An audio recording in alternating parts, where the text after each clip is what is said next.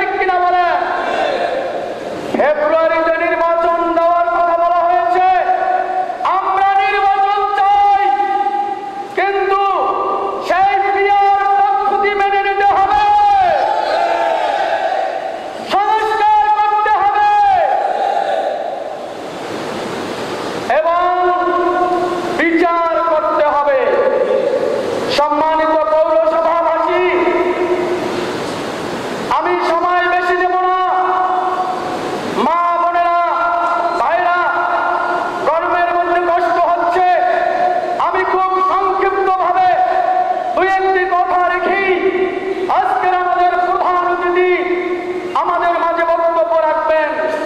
সম্মানিত পৌরবাসী, অত্যন্ত দুঃখের সহিত বলতে হয়, আজকের আপনারা পৌরসভার ভোটার, আজকের আপনারা পৌরসভার নির্বাচনের কেন্দ্র প্রতিনিধি হিসাবে এখানে হাজির হয়েছেন। আপনারা পৌরসভার যে ধরনের সুযোগ সুবিধা পাওয়ার কথা ছিল, আপনারা কি সেই সুযোগ সুবিধা পাচ্ছেন? আমরা পৌরসভা যেরকম পাচ্ছি না, মঠবাড়িয়া উপজেলার অন্যান্য ইউনিয়নের লোকেরাও পাচ্ছে না। সারা বাংলাদেশের লোকেরাও ওই সব লোকের শাসন চালু না থাকার কারণে তারাও সেই সুযোগ সুবিধা পাচ্ছে কি পাচ্ছে না, ঠিক কিনা আপনারা বলেন? আজকের পৌরসভায় একটা যানজটের পৌরসভা দেখা যায়। এখানে বাইপাস সড়ক নির্মাণ করা প্রয়োজন, অথবা এদেশে টাকা আছে, ওই দুর্নীতিবাজ টাকা আত্মসাৎকারী নেতা নেত্রীদের হাতের কাছে সেই টাকাগুলি জিম্মি হয়ে গেছে, ঠিক কিনা বলেন? সুতরাং এই দেশে যদি সৎ শাসন কায়েম হয়, সৎ নেতৃত্ব থাকে, তাহলে আল্লাহর জবাবদিহিতা নিয়ে যদি কাজ করে, তাহলে জনগণের অর্থ সম্পদ টাকা পয়সা নেতাদের পেটে যাবে না, ঠিক কিনা বলেন আপনারা? আমি কোরআন সুন্নাহর আলোকে একটা লিফলেট দেখেছেন, 21টা দফা ওখানে দেওয়া হয়েছে। সেই পৌরসভার যানজট নিরসনের জন্য বাইপাস সড়ক অথবা ফ্লাইওভার তৈরি করে জনগণের শান্তির জন্য চেষ্টা করা হবে ইনশাআল্লাহ। সেই সাথে সাথে এই মাছের বাজারটা দেখেন, ভবন তৈরি করা হয়েছে। আমি ডিসি সাহেবের সাথে আলাপ করেছিলাম, জনগণের টাকা দিয়া মাছের বাজারে ভবন তৈরি করা হয়েছে। এখনো সেটা কেন উন্মুক্ত করা হচ্ছে না? এখনো সেই মাছের বাজার উদ্বোধন কেন করা হচ্ছে না? প্রশাসন সহ আমি এটার সঠিক জবাব আজকের মঠবাড়িয়ার একজন এমপি পদপ্রার্থী হিসাবে আপনাদের কাছে আমি রাখতে চাই। এরপরে জনস্বাস্থ্য জনসেবা করার জন্য হাসপাতাল কাজ বন্ধ করে কন্ট্রাক্টররা শুনেছি পালিয়ে গেছে। এটা কি একটা গার্ডিয়ানবিহীন সংসার? স্বাস্থ্য সেবা নিয়ে ছিনিমিনি খেলা হবে? অবিলম্বে ওই হাসপাতাল কার্যক্রম সম্পাদন করে মঠবাড়িয়া পৌরবাসীর স্বাস্থ্য সেবা দ্রুত নিশ্চিত করতে হবে, আমি সেই দাবি জানাচ্ছি। সেই সাথে সাথে পানির ড্রেন সমস্যা, পানি ভালোভাবে চলতে পারে না।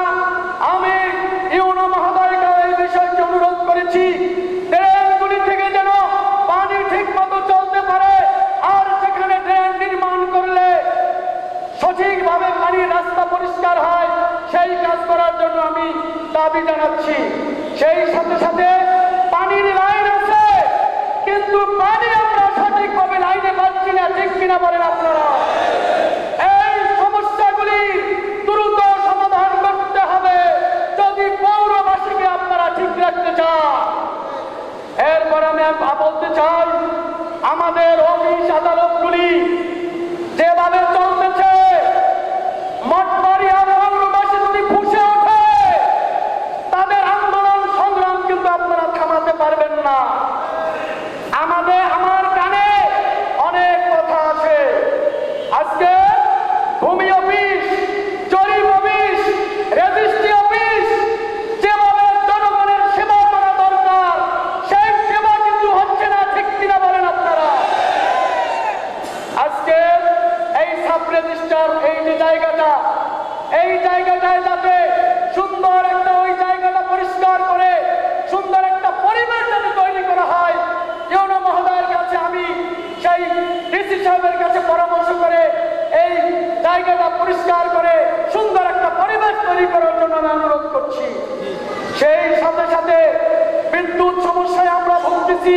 সুতরাং সব কিছু মিলিয়ে পৌরবাসীকে নাগরিক সুবিধা যথাযথ যদি প্রদান করা হয়, সেই জন্য আমি সকলের কাছে জোর দাবি জানাচ্ছি। এবং আমার শেষ বক্তব্য